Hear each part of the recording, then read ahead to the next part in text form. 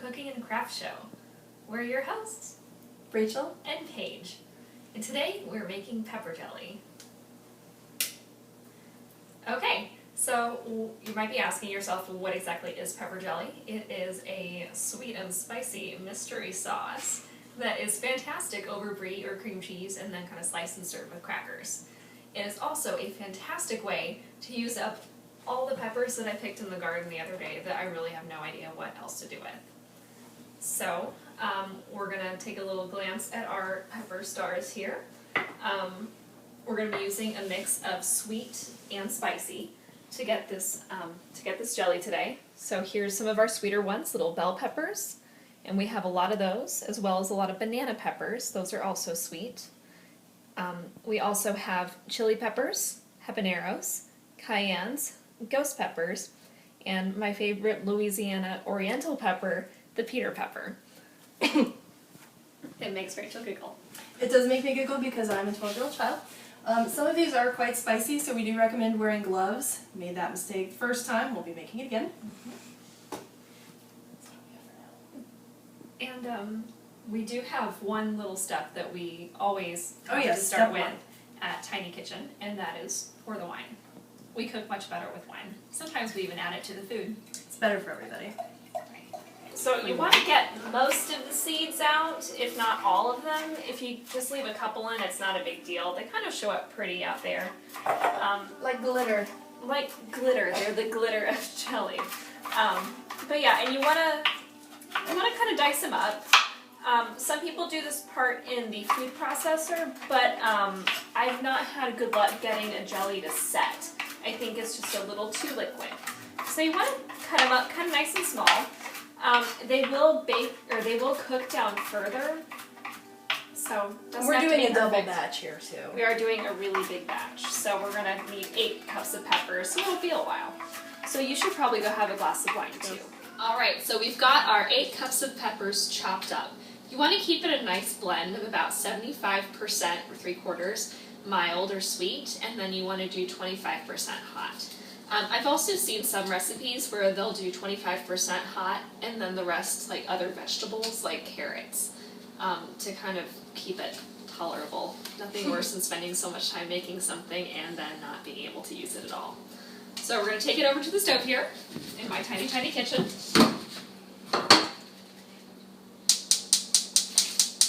Alright, we're going to get that going, and then we're going to add the other fun stuff. So we are going to cook down the peppers.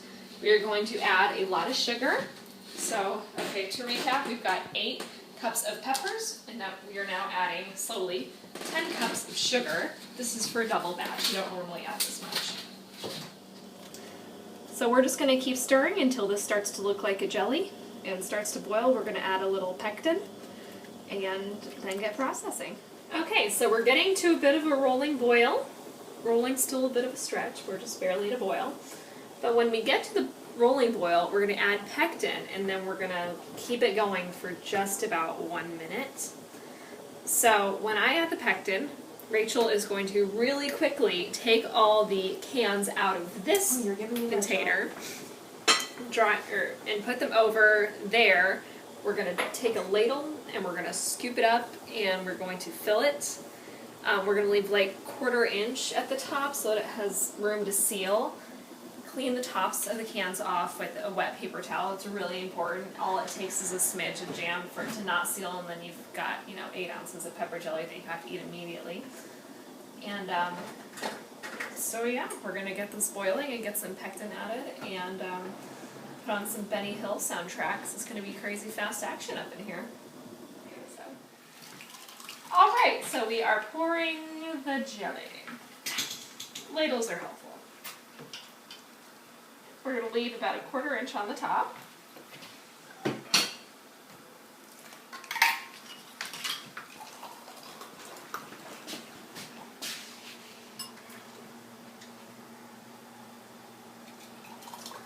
This is messy work. Don't do it on a white couch.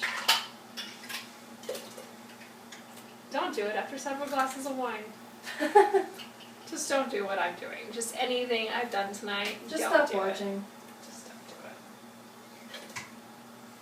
So while Rachel is finishing up the loading of the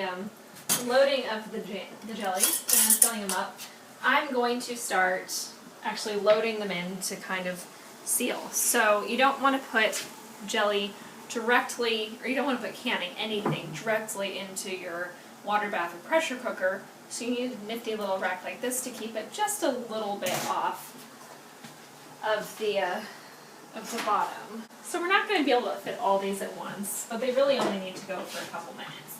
You can do something called inversion canning if you are really confident in your canning abilities, which I'm not. Inversion canning involves canning, or like preparing the jelly like you normally would, sealing, or putting the rubber seal on, twisting the cap on, and then turning the jam upside down.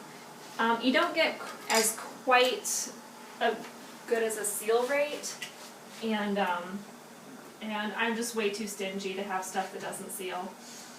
So we're just going to do traditional water bath canning. What would be the reason to do inversion canning? Is there anything different about the outcome? Or the You get to pathway? skip a step.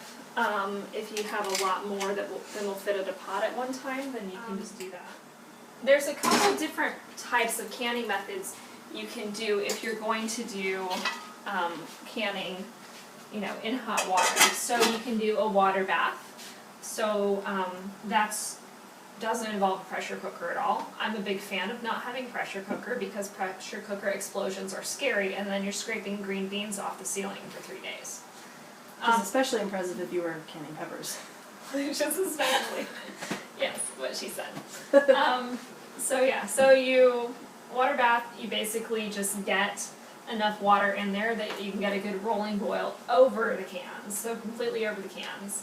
And then you process it for however long you need to do. It just varies by vegetable. We're going to do about 5 minutes of boiling. So we're still working up to the rolling boil. Let it boil, and then we'll switch them out. You don't want to put cans into something that's already got a rolling boil. If there's a big temperature difference, it'll just crack the cans, and you've got hot sticky jelly everywhere, and it's awful, because I've been cleaning it up since the last time we made pepper jelly last week, and it's awful.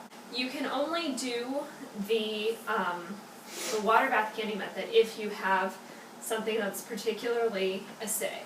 So it's great for tomatoes, it's great for peppers, a lot of other vegetables are great.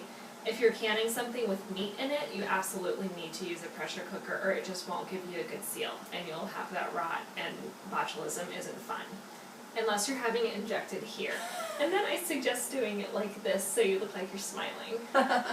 Okay, so we've pulled all of the jelly out of the water bath, and it is slowly popping away, making sure that it has A good seal. Popping is a good sign. Popping is a good sign. Popping means it's sealing, and that we won't get botulism in our face like this. So yeah, we're just gonna wait for these guys to pop. After you pull them out of the water bath or pressure cooker or whatever canning method you're using, you really want to move them minimally for the first day or two. So these are just going to hang out for about 4 to 8 hours while they seal and kind of set. They're still a little gooey at this point. Here's the original two. So they've been out for about a week now, and they're not going anywhere. The others are still very liquid and sloshing around, but they'll be fine. So what should we do for our next craft? Cross stitch framing? Cross stitch? Yeah, I have a cross stitch that we could show people how to frame. Yeah, Paige has been working on this huge, amazing, I said huge, so gigantic would be repetitive, cross stitch of Halloween motifs, and it's really, really cool, and she's going to show us how to frame them. Yes, because I love cross stitching, and framing it is really expensive, so I found a couple ways that you can do it for a lot cheaper. So save your Joann Fabrics and Michael's coupons, and we'll show you how to take care of that next time. Right. Happy drinking, happy eating, happy crafting, and we'll see you next time.